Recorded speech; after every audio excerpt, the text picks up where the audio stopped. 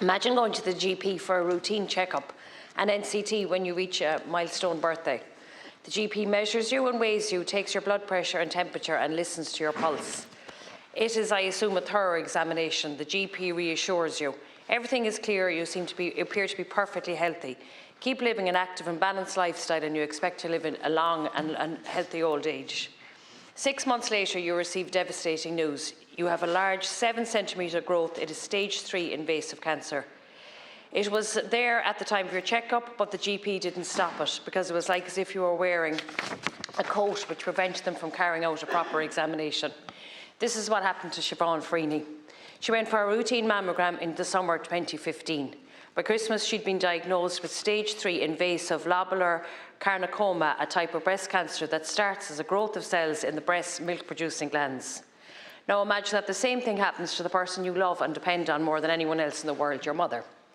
This is what happened to Martha Lovett-Cullen, whose mother Marion received even worse news. 12 months after her clear mammogram in 2020, she received a diagnosis of terminal stage 4 metastatic breast cancer. How could this happen to 2 different women in different parts of the country 7 years apart? The reason why is that they both had significant quantities of dense, non-fatty tissue within their breasts. This dense breast tissue, which is fibrous and muscular, makes it difficult for a standard mammogram to see potential growths or tumours. Breast density levels are impossible to assess visually or by touch. It can, however, be measured during the standard mammogram.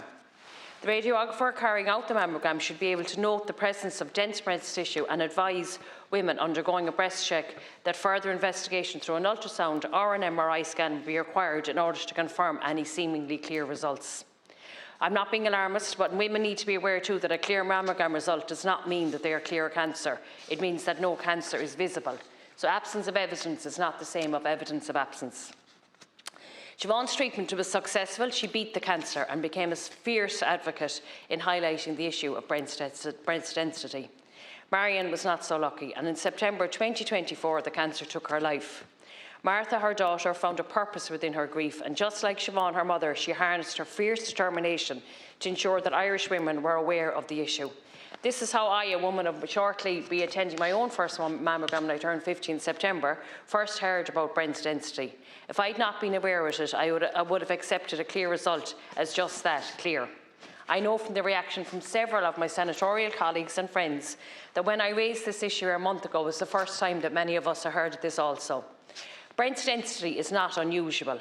It in fact is virtually the norm. It is estimated that between 43% and 50% of women have dense breast tissue.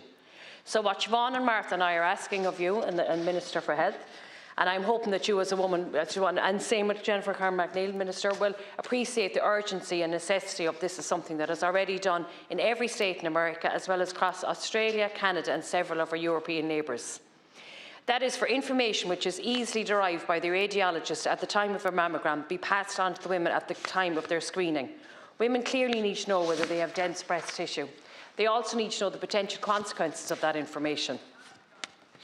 So I'm imploring the Minister to introduce within the lifetime of this Seanad a bill to ensure that all women are clearly informed whether they have non-dense or dense breasts after a mammogram.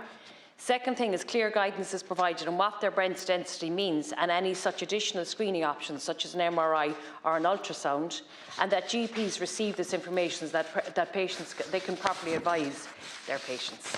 Thank you. Thank you so much, and I want to thank you, Senator Cosgrove, for telling those stories and like their families that are affected, so I totally see where you're coming from. But firstly, I would like to say that I'm taking this on behalf of Minister for Health, Jennifer Carn-McNeill. And I know the Minister and myself, we are dedicated to enhancing Ireland's population screening programmes, which play a crucial role in our health services by facilitating early treatment and care, promoting the overall health of our community, and it is a priority for this government. Around 3,500 women are diagnosed with breast cancer in Ireland every year. About a third of these people will have cancer detected through the screening. And the breast cancer screening programme currently invites women between ages of 50 and 69. And I heard you saying there, Senator, that you will be going for your checkup soon. And it's important that anyone that receives notice to go for their checkup that they go and get their mammogram. I think that is crucial and vital. If anything, we need to say, go get your mammograms. That's so important. The programme for government commits to raising the age for breast check in accordance with the latest standards from the Health Information and Quality Authority. To this end, the National Screening Advisory Committee has asked to look at the evidence for the expansion of the age range. So that is being looked at.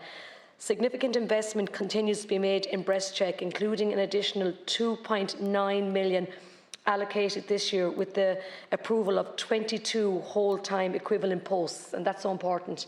This funding will assist in increasing capacity that will enable services to develop to meet the women's evolving needs and ensure equal access. Regarding the question of the breast density, such a measurement is currently not captured for women attending screening, and you're right on that, Senator. However, it is part of a routine practice in the symptomatic breast disease service to include a comment on breast density in a mammogram report. So if something does happen within that, it is on the report.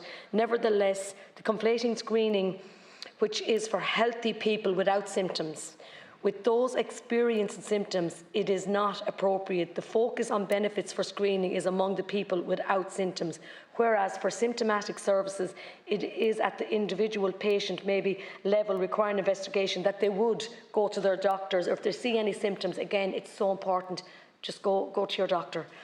It is also important to highlight the potential incorporation of breast density measures in screening is complex, with the contrasting clinical opinion on that matter.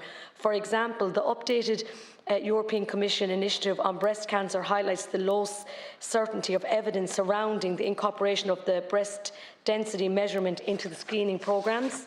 But additionally, I would reference the fact that in the European Union, only 2 countries are currently included reporting the breast density as part of the routine breast screening, which is Austria and the Czech Republic. So they're the 2. I know, Senator, you're aware of that. I note that the European Society for Breast Imaging recommends offering breast MRI screening to women with extremely dense breast tissue, which is in the minority of women with denser breast tissue. The existence of contracting significant positions reinforce the need for careful and detailed consideration of the matter. In this regard, I would highlight that any proposed changes to Ireland's cancer screening programmes will be facilitated through establishing evidence-based driven protocols. So that's something that is being looked at. The NSAC is the independent expert group which considers any proposed changes to screening programmes. It reviews the evidence robustly and transparently and against international accepted criteria before making recommendation to the Minister for Health. I am pleased to confirm that the commitment that the committee has asked the Health Information and Quality Authority to review evidence for both an expansion of the age range of the breast check, as well as to consider the potential introduction of a standard breast density measurement. So that's the good news today, Senator.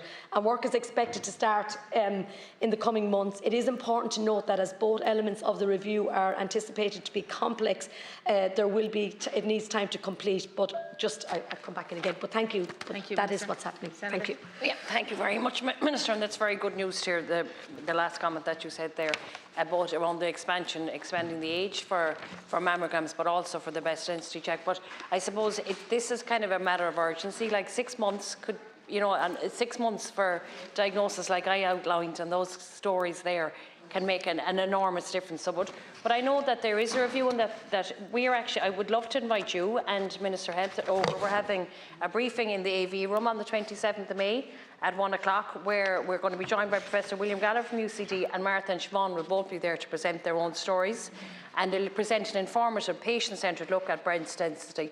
And I suppose, like I have at this stage, I've learned about breast density myself, and I know what to ask for when I go to my radiographer. But a lot of people put their trust in their health professions, or mightn't have the confidence to actually raise this with a health professional. So I think I don't think it's a big ask, and I would love if the Minister, if she's not able to support a bill herself, that she would support us as a cross-party here, or my colleague maybe Marie Sherlock, who's our Labour Party spokesperson for health, to introduce a bill into the Dáil that the government would come full behind that support. Very much again, and in summary, I would reiterate that the matter of breast density measurements in screening is a complex matter without clear scientific consensus on how best to proceed. I welcome the fact that the work is due to commence shortly on this consideration. So you know now at least it's being considered. The evidence of review of the expansion of the breast check, including potential introduction of a standardised breast density measure, remains a key priority for the NSAC and is expected to commence later this year. So they're telling us later this year.